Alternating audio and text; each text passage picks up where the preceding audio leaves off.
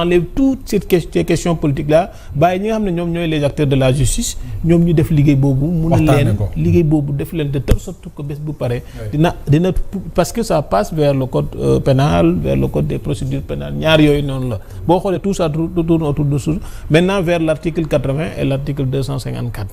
alors waaw 139 du code de procédure pénale 55 ba 100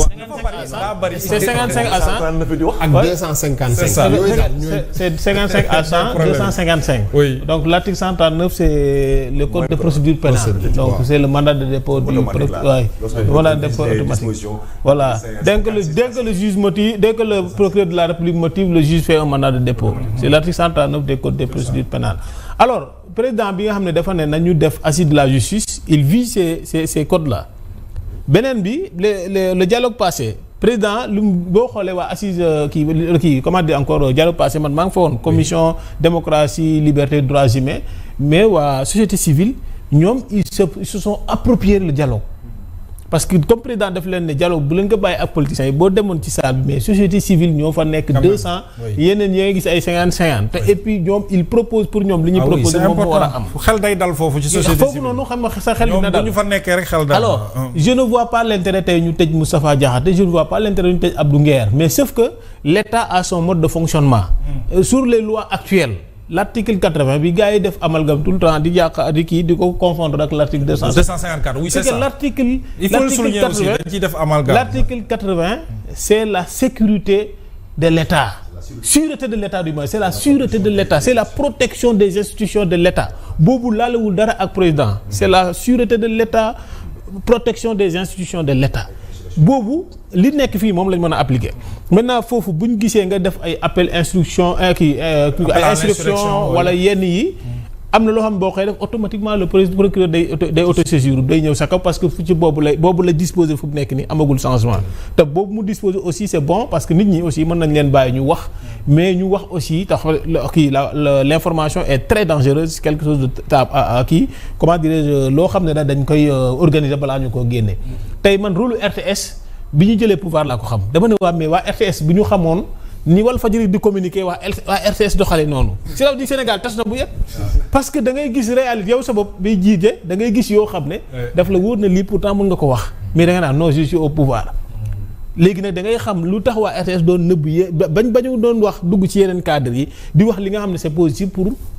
say jàmm mën a am ci dëkk bi maintenant jàmm jooju bés boo ko bàyyee ak ay ngeer ak ay le vieux là nga xam ne Moussa Diakhaté jeexal na ba pare duñ nangu mu tas ñu suivre ba pare après duñ ko nangu ñun il faut mu am organisation te tamit il faut que les gens savent aussi que majorité c'est pas une majorité nous sommes une majorité politique moomu ñu état bi gouverne moom kii wu ñu état bi l'état existe du ñun ñoo téye état bi ne ñii dañ koy tëj non procureur bu autosaisir du ñun ñooy naan procureur autosaisir non procureur pouvoir boppam lay demee. loolu c'est la protection pour le cas de Moustapha Diakhaté par exemple pour le cas de Mohamed Moustapha Diakhaté Bougar non di nga ñëw jëlal note di nga ñëwal wooyu voilà léegi daal pour le cas de Moustapha Diakhaté xam nga élément dafa wax lu am solo ñu ngi ci champ politique. waaw coup day dem coup day ñëw. yàggul dara le premier ministre a traité l'opposition de résidu. aujourd'hui gis nga ni mu mel coow nañu ko affaire yi jeex na kenn waxatu ci amul sanction amul dara mais aujourd'hui c'est Moustapha Diakhaté rek xëy na moo nekk quelqu'un non Moustapha Diakhaté li ñu koy toppee Moustapha Diakhaté mais kaddu yu ma wax la ay kaddu yu mu wax waaw dañ na offense au chef de l'État ou bien waaw ñaar la bu ñaafiyee laa dégg lañ koy toppee ak li mu wax ci protocole bi voilà le protocole spécialiste le protocole c'est un protocole d'État oui. C'est pas un protocole du Premier ministre ni un protocole d'une majorité le protocole c'est il y a une logistique il y a un système d'information ñi def informatique xam nañ lan mooy système d'information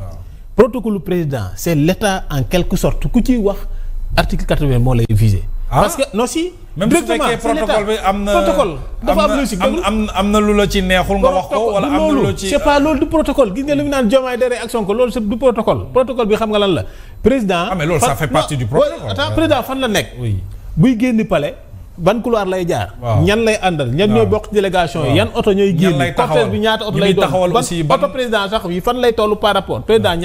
ñaata kii ñu ko waxati ñaata pas lay def avant moo jot ci oto bi. ban positionnement bi. positionnement kan moo war a nekk ci côté bi kan moo war a nekk ci pale ñan ñooy escorte ñan ñooy nekk loolu ba biir fële. premier ministre waaw bien sûr. non kan fan la war a taxawee à président assemblée fan la war a taxawee. y a les institutions constitutionnelles. waaw y a les institutions constitutionnelles. xam nga la deuxième personnalité de l'État tey c'est le président de l'Assemblée nationale c'est El Malick Ndiaye. Macky Sall boo xoolee lu taxoon mu doon supprimer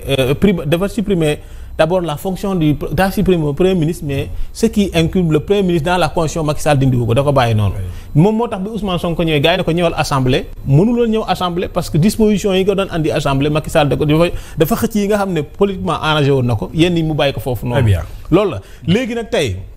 bu fekkente ne pas bi dafa wax ci protocole état il parle du système d'information de l'état c'est la sécurité de loolu moom li gën a xóot ci état. protocole sur la forme rek. non du forme. mais ñi attaqué du forme non c'est pas une forme. du forme waaw. il a dit ils n'ont pas respecté le protocole. oui parce que waruñoo. waruñu ko non loolu du protocole loolu du kii loolu non mais loolu ça fait partie du protocole mais bu loolu bu ko loolu ça fait partie du protocole loolu du protocole man par exemple non je vais vous raconter mon histoire man aujourd'hui dugg naa palais bu Gambie am na nu ma taxawee ak le président Adama Barrow protocole bi ne ma parce que maa ngi taxaw ci droitam bëgg photo protocole bi ne ma non da ngay ñëw da ngay ñëw ci côté loolu protocole la. non ci maanaam ci image. voilà non am na lu muy refléter. est-ce que le président aujourd'hui waruñu ko gën a ñoŋal. c'est le suivi ci ay images sur le plan protocolaire. loolu c'est le suivi du protocole par ñi nga xam ne ñoom ñooy gérer c'est le chef de protocole d'abord ak ñi nga xam ne ñoom ñooy gérer protocole bi. mais pas le protocole de l'État. très bien bi tey bu nga xam protocole État fan la toll da ngay xool États-Unis le 9 kii bi ñu leen attaqué. bi ñu attaqué États-Unis le 9 kii 11 septembre bi ñu ko attaqué Bush dafa nekkoon ci benn école bi ñu attaqué gars yi ñëw na Bush gars yi attaqué nañ bu ñu waxee chef de protocole loolu na def ne loolu bokkul suñu kii naka la ñuy def bi mu laajee gars yi nañ dugal avion président bi ci avion lu mu gën a gaaw ñu naaw dem mais bi ñu naawee nekk ci air bi protocole amatul parce que bi ñu naawee la leen gars yi informé ne terroriste yaa ngi ci kaw yor ay avion te seen avion yi mën nañ ko utiliser contre avion président bi léegi loolu foofu ngay xoolee la valeur d'un protocole parce que bu ñu stratégique lool terroriste si kaw président bi lañ dal même bu ñu laalu Amérique mënoon nañoo rey président bi protocole état loolu la maintenant forme yi nga xam ne ñi nga xam ne ñoom ñooy gérer protocole bi li ñu war a def comme Youssou Ndour bi Macky Sall demee fële Paris Macky dafa ñëw wootee bi ñëwee gars yi Macky ñëw na toog protocole bi Macky toog ñëpp ñëw toog Youssou Ndour tàdde protocole bi verrouillé na. ne ko doo dugg effectivement ne day dugg. xam peut-être personnalité mu yaakaar na mën na dox ci kaw protocole bi. c'est ça mais gars yi dañ ko ne non. très bien dañ ko baare na mënoo dugg. c'est ça loolu c'est les appréciations ñi nga xam ne ñoom ñoo gérer protocole. à défaut li daloon le protocole de Kennedy. li leen daloon fële bi ñuy rey Kennedy c'est foofu erreur de protocole la. waaw erreur protocole la parce que bu fekkente da ngay yore oto di jaar virage. di def benn virage am na ay bâtiments yooyu la tiim président bi waruloon nekk ci décapotage. première chose président waruloon nekk ci décapotage deuxième chose. oto président bi dafa waroon nekkee côté bële di kii ak benn oto nit ñi oto yi waroon a rangale ki waa ji bu tiiree woon benn yoon rek bu ratee oto président waroon naa mën a réer ci biir kii loolu c'est un erreur de protocole moo tax États-Unis tey le secret service gars yi respecté wuñ ko parce que donc selon vous Moustapha Diakhaté li mu def il attaque l'État il ne touche pas le président de la République c'est que il attaque directement la sûreté de l'État foofu il a 3 ans wala 5 ans de prison bu ko ñaanal loolu yow it nag dañuy ñëw ci Aïda yow bàyyi sama paa bi ñu ngi koy nuyu sax Moustapha Diakhaté alors Aïda comment est-ce que vous ban lecture nga ñuy defal ci cette